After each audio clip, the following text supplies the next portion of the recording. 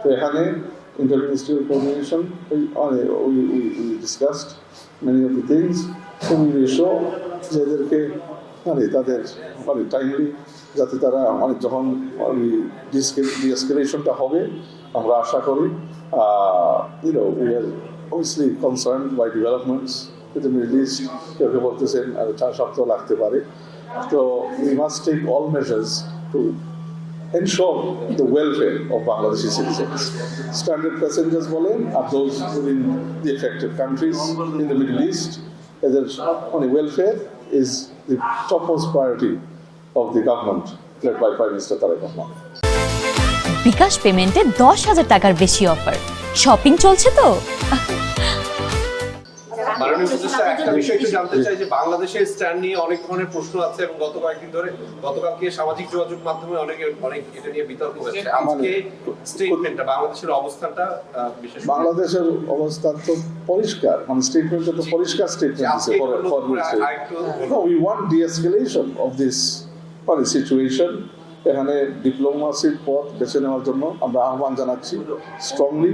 And আমাদের citizens, Bangladeshi citizen যারা আছে, যাদের কর্মসংস্থান মিডল ইস্টে আছে বিভিন্ন জায়গায়, যারা স্ট্যান্ডার্ড আছেন, they are our top most priority.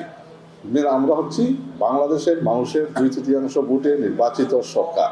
তো Bangladeshis are first concern and top most priority for us.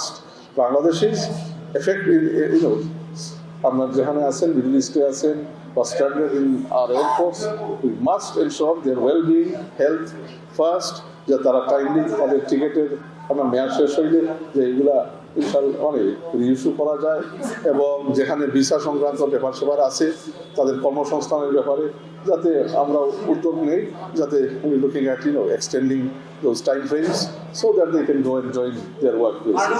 So we are doing everything for the welfare of the stranded passengers যারা আমাদের দেশি এবং যারা ওখানে আছে সরি কোনো যদি এখানে if we see that it is going to a positive and any deepening crisis, that we can bring and evacuate our citizens quickly.